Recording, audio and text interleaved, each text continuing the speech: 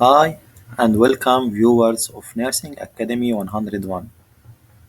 In this video, we will talk about Nursing Fundamental Multiple Choice Questions and Answers, Part 4. But before we start, please don't forget to subscribe, like and share the channel to encourage us to continue and provide you with all new.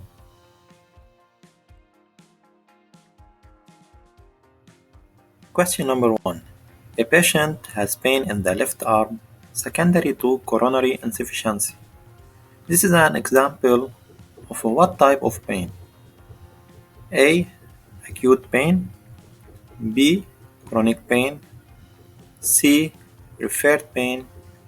D. Subacute pain. The answer is C. Referred pain. Question number 2. The nurse reassures a patient that most acute pain is intense and of short duration. How long does an acute pain usually last? A. 1 week. B. Less than 6 months. C. At least 9 months. D. More than 1 year. The answer is B. Less than 6 months. Question number 3. What is the defining term for continuous or intermittent pain that doesn't serve as a warning of tissue damage? A. Acute. B. Unrelieved. C. Chronic. D. Subacute. The answer is C. Chronic. Question number 4. When should a nurse administer prescribed analgesic medication when treating a post-operative patient? A. Before activity. B. Only when requested by the physician. C. Only when requested by the family. D. Only when requested by the patient. The answer is A. Before activity. Question number 5. Although denying pain, a patient is irritable, responds slowly, and exhibits periods of tachycardia. What should the nurse assess for in this patient? A. Electrolyte imbalance. B. Allergic response. C. Sleep deprivation. D. Constipation. The answer is C. Sleep deprivation. Question number 6. When preparing a patient for sleep, dimming the lights and decreasing the noise levels are examples of nursing interventions. What are these interventions designed to do? A. Mimic usual sleep patterns. B. Decrease environmental stimuli. C. Prepare the patient for sleep. D. Provide for more rest. The answer is B. Decrease environmental stimuli. Question number 7. What is the best approach for a nurse to use when planning pain relief measures? A. Use a variety of pain relief methods. B. Use only non-opioid analgesics. C. Use at least 3 alternating methods. D. Use only one method at a time. The answer is A. Use a variety of pain relief methods. Question number 8. The home health nurse is instructing the family of an older adult patient with arthritis about sleep promotion. What intervention can best promote sleep for the older adult patient? A. Giving non-steroid anti-inflammatory drugs NSAIDs in the morning. B. Administering diuretics in the morning, not in evening. C. Encouraging daytime sleeping. D. Avoiding the stimulation of back rubs or warm drinks before bedtime. The answer is B. Administering diuretics in the mornings, not in evening. Question number 9. The nurse assesses a patient's sleep for an REM, non-rapid eye movement. Sleep because This sleep has the characteristics of A. Daytime activity, B. Offering the most rest, C. Irregular respirations, D. Increased heart rate. The answer is B. Offering the most rest. Question number 10. A nurse is assessing the status of a patient who is sleeping. Which assessment data indicate that the patient is most likely in stage 3 of non-rapid eye movement non-REM sleep? A. Rapid respirations, rapid heart rate. B. Rapid respirations, slow heart rate. C. Decreased respirations, slow heart rate. D. Decreased respirations, rapid heart rate. The answer is C. Decreased respirations, slow heart rate. Question number 11. The nurse recommends that normal sleep patterns can best be acquired by suggesting to the patient that they A. Smoke cigarettes, B. Drink wine, C. Take a nap during the day, D. Exercise in the morning. The answer is D. Exercise in the mornings. Question number 12. A sleeping patient had periodic pauses in breathing, then starts to breathe again. The nurse recognizes this sleep pattern is consistent with A. Insomnia, B. Sleep apnea, C. Narcolepsy, D. Excessive non-REM sleep. The answer is B. Sleep apnea. Question number 13. The most helpful intervention by the nurse for a hospitalized child who is having difficulty falling asleep would be A. Keeping a night light on in the room, B. Turning off all of the lights in the room, C. Having the parents bring a favorite blanket or pillow from home, D. Giving of juice and cookies before being put to bed.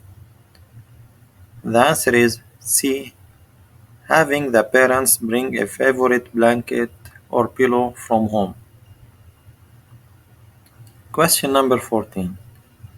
Before any diet tray is delivered to a patient, the nurse has the responsibility of A. Determining if the patient needs assistance to eat, B. Confirming the diet on the tray with the diet sheet, C. Assessing if the food is of the appropriate temperature, D.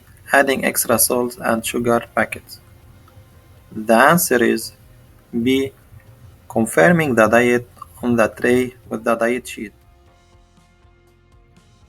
Question number 15. A patient who underwent surgery has an order to begin a clear liquid diet and can be offered A. Tea with milk, B. Jello, C. Cream soup, D. Fruit sherbet. The answer is B. Jello. Question number 16. A nurse caring for a patient with bulimia should add to the care plan to assess for A. Hiding food in napkins or under plate, B. Inducing self to vomit, C. Refusal to eat, D. Flushing food down commode. The answer is B. Inducing self to vomit. Question number 17. An older male patient is concerned about his cholesterol lab report that shows an elevated high density lipoprotein (HDL) level. The nurse explained that such a report indicates that A. He should go on strenuous low cholesterol diet, B. He is at risk for hypertension, C. is developing atherosclerosis. D. His vessels are being cleansed of fatty deposits. The answer is D. His vessels are being cleansed of fatty deposits. Question number 18. A nurse positions a patient for the insertion of a nasogastric tube by A. Turning the patient to a right side lying position. B. Sitting the patient upright and hyperextending the patient's head. C. Lowering the head of the bed to a flat position. D. Raising the head of the bed to 30 degrees. The answer is B. Sitting the patient upright and hyperextending the patient's head. Question number 19. The nurse who is preparing to give a feeding per NG tube tests the placement of the tube most safely by A. Checking the lungs for rhonchi. B. Instilling 10 ml of normal saline and checking for cough. C. Aspirating stomach contents. D. Injecting 20 ml of air and listen at the tip of the xiphoid. The answer is C. Aspirating stomach contents. Question number 20. Stopping the infusion and checking for residual, the nurse aspirates 155 ml of gastric contents. The nurse should next A. Replace the aspirate and continue with the feeding. B. Throw the aspirate away and flush the tubing. C. Replace the aspirate and stop feeding for 1 to 2 hours. D. Throw the aspirate away and stop feeding for 2 hours. The answer is C. Replace the aspirate and stop feeding for 1 to 2 hours. Question number 21. When the patient has just finished receiving a tube feeding, the nurse leaves the head on the patient's bed elevated for 30 to 60 minutes after feeding in order to A. Facilitate stomach emptying and prevent aspiration. B. Maintain skin integrity to the buttocks. C. Facilitate lung drainage and promote ventilation. D. Prevent feeding tube from clogging. The answer is A. Facilitate stomach emptying and prevent aspiration. Question number 22. A patient recently started on enteral tube feedings start complaining of nausea and having diarrhea. The best nursing action is to A. Check the enteral tube for placement. B. Slow down the feeding and monitor. C. Perform a finger stick blood glucose level test. D. Stop the feedings and inform the physician. The answer is D. Stop the feedings and inform the physician. Question number 23. The nurse caring for a patient receiving enteral feedings would assess for tolerance of the feeding by monitoring A. For gastric tube patency. B. For duodenal tube patency. C. For abdominal distension. D. The rate of the feeding. The answer is C. For abdominal distension. Question number 24. When caring for a patient receiving total parenteral nutrition, the nurse notes that it is essential to A. Check for flow rate every shift.